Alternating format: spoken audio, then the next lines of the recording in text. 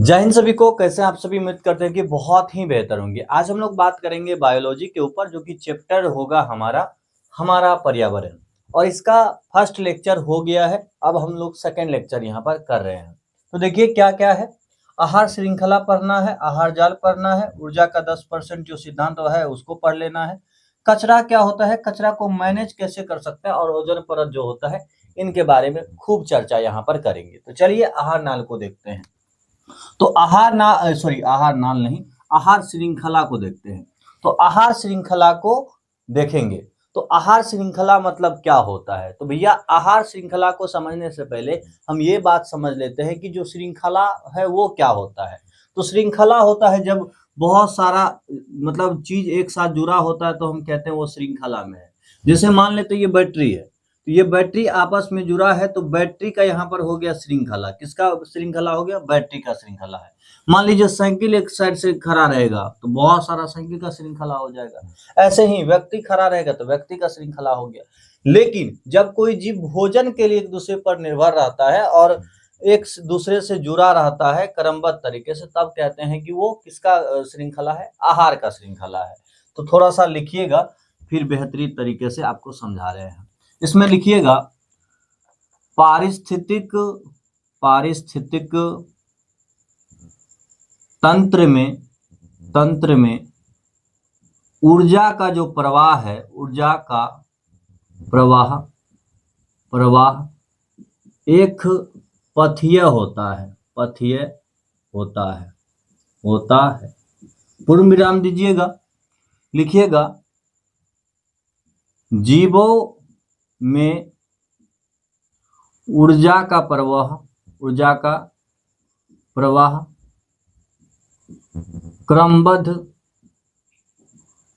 क्रमबद्ध तरीके से होता है। पूर्ण विराम जीवों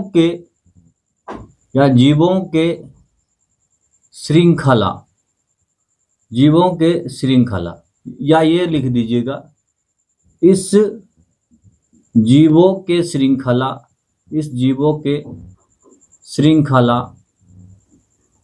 को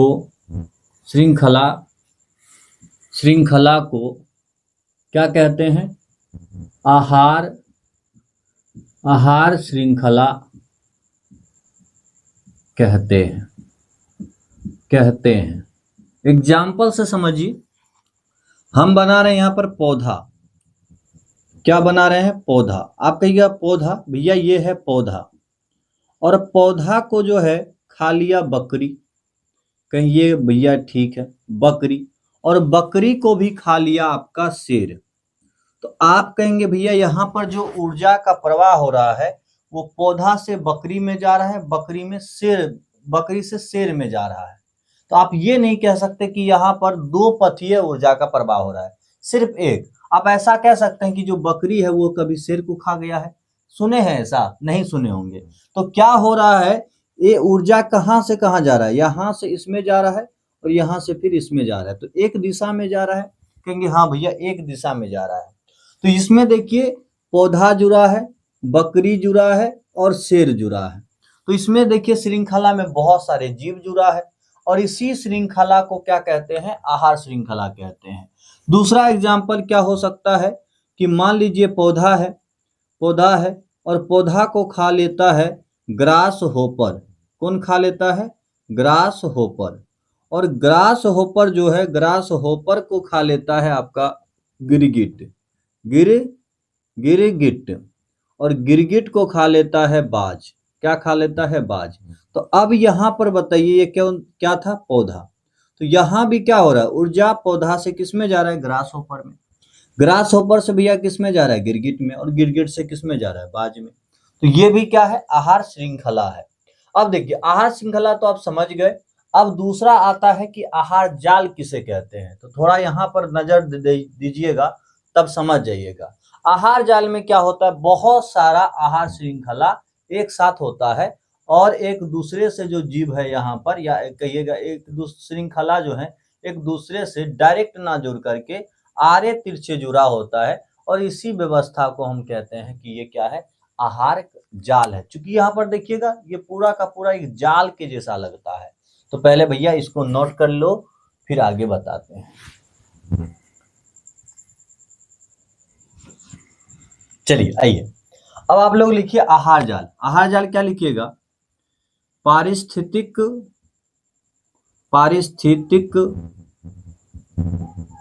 तंत्र में, पारिस्थितिक तंत्र में कई आहार श्रृंखलाएं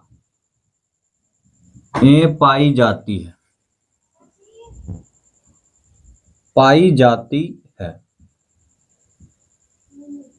ये आहार श्रृंखलाएं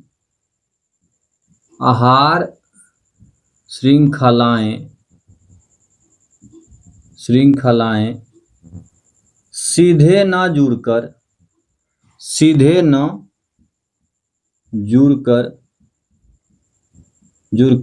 आरे तिरछे जुड़े होते हैं, कौमा इस प्रकार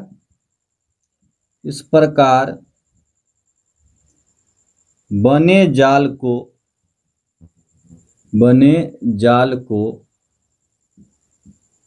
आहार जाल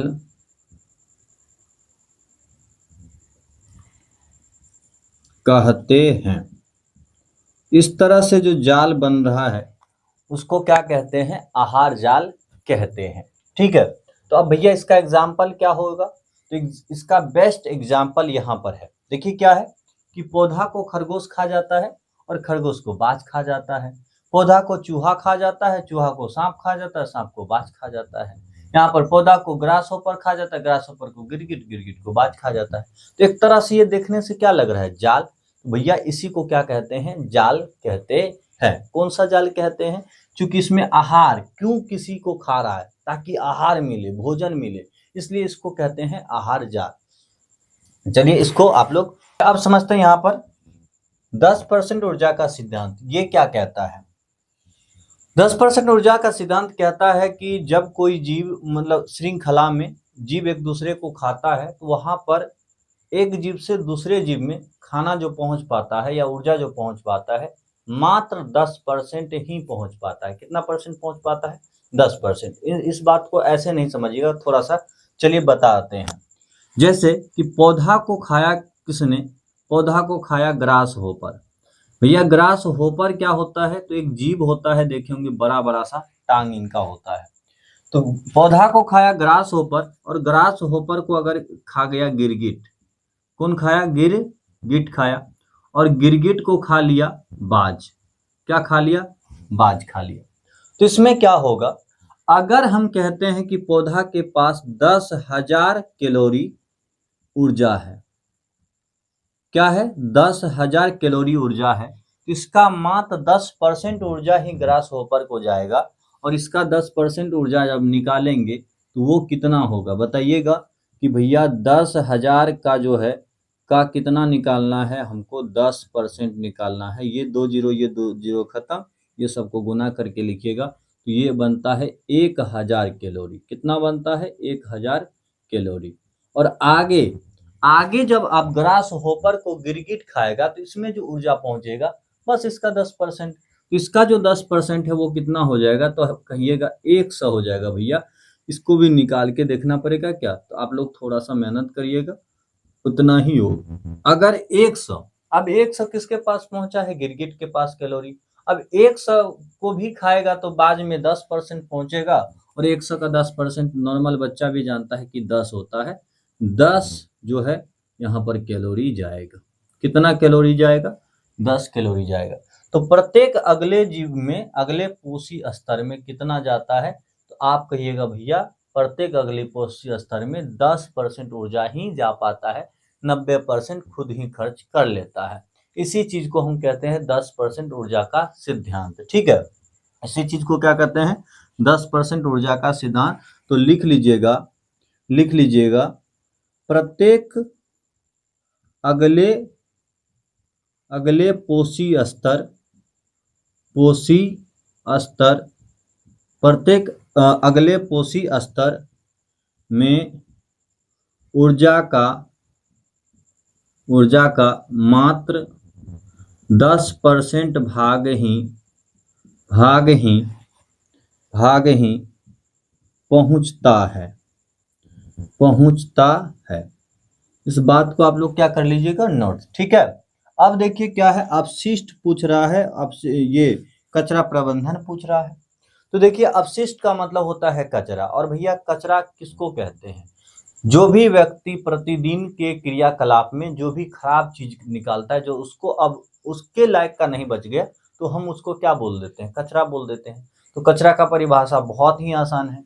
फिर कचरा को कैसे किस ढंग से मतलब यूज करे कि वो फालतू ना जाए, बेकार ना हो, धरती पर वो बोझ ना पड़ जाए, तब वो क्या कहलाएगा, कचरा का प्रबंधन कहला जाएगा।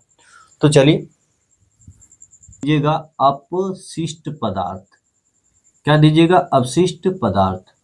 और इसके आगे लिखिएगा क्या, लिखिएगा प्रत्येक दिन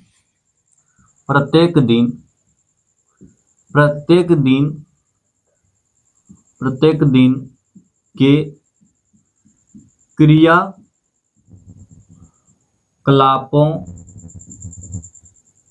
से उत्पन्न अनावश्यक या कोष्टक में लिखिए बेकार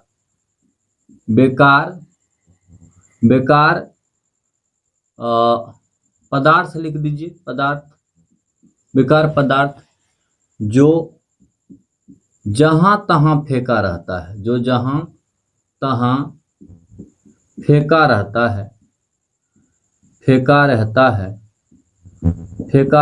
है, उसे क्या कहते हैं मेरे भाई, उसे अपशिष्ट पदार्थ कहते हैं।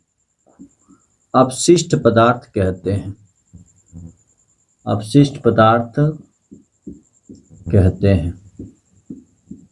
कहते हैं। जैसे कोई शीशी हो गया, कोई कपड़ा हो गया, जो उसके लिए अब यूज का नहीं रह गया, कोई छिलका हो गया, ये सब के क्या है, अपशिष्ट पदार्थ है। ठीक है, अब क्वेश्चन आता है कि कचरा को किस तरीके से मैनेज करे, या कचरा प्रबंधन।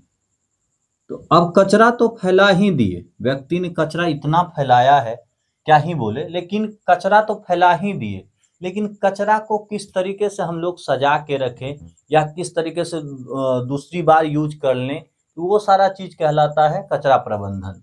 तो लिखिएगा अपशिष्ट पदार्थ, इसका अर्थ क्या होता है, अपशिष्ट पदार्थ को क्या करते हैं, अपशिष्ट पदार्थ को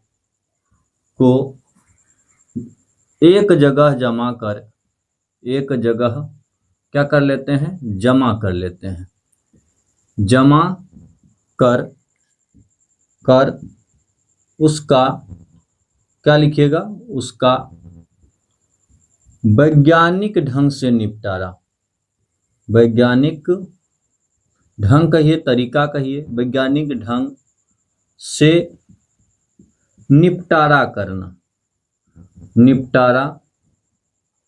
करना जो है क्या कहलाता है, करना आपका कचरा प्रबंधन कहलाता है। क्या कहलाता है, कचरा प्रबंधन कहलाता है।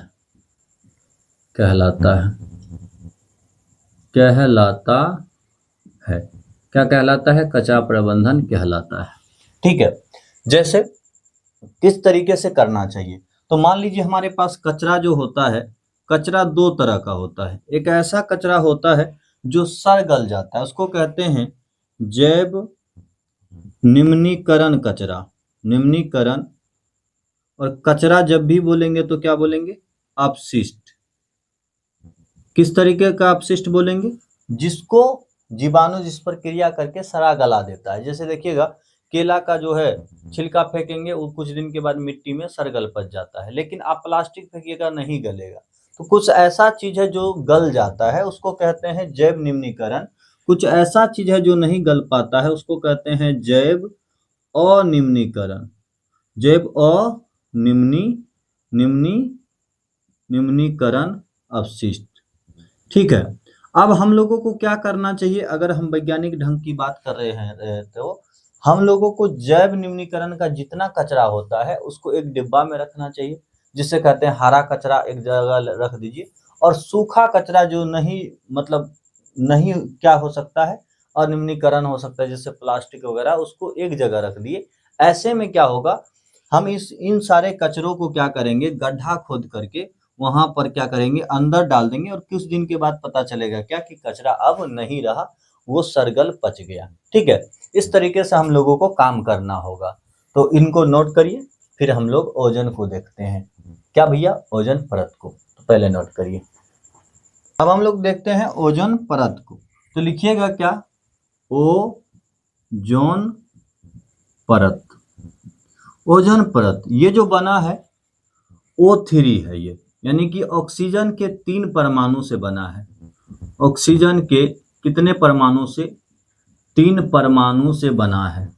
अब परमाणु है तो परमाणुओं लिख दीजिए, परमाणुओं से बना है। अच्छा, इसका भैया क्या काम है, इसका काम क्या है, इसका काम है पाराबैंगनी जो सूर्य है, सूर्य से किरण निकलती है। मान लो कि ये आपका सूर्य है यानी कि सन है, तो इससे एक किरण निकलती है। क्या निकलती है, किरण निकलती है। और ये जो किरण होती है वो उसमें पाया जाता है पाराबैंगनी पाराबैंगनी विकिरण। और इससे क्या होता है, ये जो आप डायरेक्ट अगर आ जाता है तो आपको हो जाता है बीमारी। क्या हो जाता है, बीमारी। कैसा बीमारी भैया, त्वचा कैंसर हो जाता है, इसलिए इससे बचना बहुत ही जरूरी है। अब क्या होता है कि यहाँ पर मान लेते हैं ओजोन परत है, तो ओजोन परत क्या होता है, यहाँ पर ये धरती है, तो ओजोन परत क्या करता है कि ये जो पाराबैंगनी किरण है इसको रोकता है। तो इस बात को लिखिए, सूर्य से निकलने वाली जो पाराबैंगनी किरण है, पाराबैंगनी कैसी विकिरण, रेडिएशन, विकिरण को रोकती है। दूसरा आता है कि भैया ये जो है वायुमंडल में कहां से कहां तक फैला रहता है, तो नीचे से 15 किलोमीटर से लेके आपको 50 किलोमीटर तक के बीच में देखने को मिल सकता है। तो 15 किलोमीटर से कितना, 50 किलोमीटर तक वायुमंडल में कहां से, धरती से, नीचे से। ठीक है भैया, क्या खराबी है, आगे क्या हो गया है, तो ओजोन परत जो है आपको पता है कि कितना जरूरी चीज है, कितना सेफ्टी यहाँ पर प्रदान कर रहा है, लेकिन हम सबके काम मतलब जो हम लोग ऐसा काम किए हैं कि इसमें छेद हो गया है, और ये जो छेद हुआ है इसको कहते हैं अवक्षय हो जाना। कोई भी चीज का खराब हो जाता है तो हम कहते हैं अवक्षय हो गया, जैसे दांत खराब हो जाता है तो कहते हैं दांत का अवक्षय हो गया। ठीक है, तो इसी तरीके से जब ओजोन परत में जहां जहां छेद हो गया है उस छेद को कहते हैं कि ओजोन परत खराब हो गया, इसको कहते हैं ओजोन परत का अवक्षय। क्या कहते हैं, ओजोन परत का अवक्षय बोलते हैं, इसको क्या बोलते हैं, ओजोन परत का अवक्षय बोलते हैं। ठीक है, तो मेरे भाई ओजोन परत का अवक्षय होता क्यों है, तो 2 रीजन है, एक है एफसी तथा सीएफसी के कारण जो है, ओजोन परत में छेद हो गया है। ओजोन परत में क्या हो गया है, छिद्र हो गया है, छिद्र हो गया है। ठीक है, क्या हो गया है, छिद्र हो गया है। और इसी छिद्र से क्या हो रहा है कि जो आप पराबैंगनी किरण रुकती थी वो पराबैंगनी किरण आ जा रही है, और इसके कारण से बीमारियां होती जा रही है। क्या होती जा रही है भाई, बीमारी होती जा रही है। ठीक है, तो आप कहेंगे भैया जो ये एफसी है यानी कि फ्लोरोकार्बन है, या सीएफसी है जो क्लोरोफ्लोरोकार्बन है, ये कहाँ से निकलता है, तो याद रखिएगा सीएफसी जो है इसके बहुत सारे चीजों से निकलते हैं। उसमें से जैसे आप लोग सेंट मारते हैं, सेंट से निकलता है। जैसे आप लोग फ्रिज रखते हैं, फ्रिज जिसे रेफ्रिजरेटर बोलते हैं, तो फ्रिज से भी निकलता है। जैसे अग्निशामक यंत्र से निकलता है, शामक यंत्र से निकलता है, इससे भी निकलता है, जेट इंजन से निकलता है, जेट इंजन से निकलता है। आपका किससे हो गया? अब अग्निशामक यंत्र से हो गया, जेट इंजन से हो गया, फ्रिज से हो गया। समझ रहे हैं क्या? तो इन सारी चीजों से क्या निकलता है? सीएफसी निकलता है। और ये सीएफसी क्या करता है? जाकर के ओजोन परत में छिद्र कर देता है। तो एक प्यारा सा यहाँ पर आप लोग चित्र बना के लाइएगा। इस तरीके से ओजोन परत बना दीजिएगा। यहाँ पर छोटा मोटा आप घर बना सकते हैं। ये बड़ा सा बिल्डिंग हो गया, इसमें ये भट्ठा वगैरह है, ठीक है। इसमें ये वाला, फिर ये वाला। तो इससे धुआं वगैरह निकलेगा और क्या करेगा? यहाँ पर इतना दूर क्या कर दिया है? छिद्र कर दिया है। और इसी छिद्र को बोलते हैं ओजोन, या ऐसे लिखा हुआ है यहाँ पर, इसको लिख दे क्या? यहाँ पर का लगा दीजिएगा, अवक्षय। इसका क्या हो गया है? अवक्षय हो गया। लेकिन दिक्कत ये है कि जो बच्चा उतारेगा ओजोन परत में इधर, वो कहेगा क्या ओजोन परत का अवक्षय से उतारे? तो यहाँ पर ये लिख लीजिएगा, इस छिद्र को क्या बोलते हैं? ओजोन परत का अवक्षय होना। तो क्वेश्चन आएगा कि बताइए ओजोन परत का अवक्षय क्या होता है? तो लिख दीजिएगा बहुत ही सरल शब्दों में, और थोड़ा सुन के लिख भी लीजिए कि ओजोन परत में एफसी तथा सीएफसी के कारण छिद्र हो गया है। क्या हो गया है? छिद्र हो गया है। और इसी को कहते हैं ओजोन परत का अवक्षय। इसी को क्या कहते हैं? ओजोन परत का अवक्षय। अब ये क्या करता है? छिद्र क्यों हो जाता है? तो O3 जो है, O3 इसको दो भाग में, O2 में तथा O में तोड़ देता है, यानी कि ऑक्सीजन अलग, यहाँ पर O2 को अलग कर देता है। इस जो O3 है, ये होने चाहिए 3, लेकिन उसको तोड़ के अलग कर देता है और इस तरीके से टूट जाता है। तो बताइएगा क्लास किस तरीके की रही? हमारी पूरी कोशिश रहती है कि आप लोगों को बहुत ही बेहतरीन तरीके से पढ़ाएं और बहुत बेहतरीन कंटेंट दें। तो चलिए, बाय।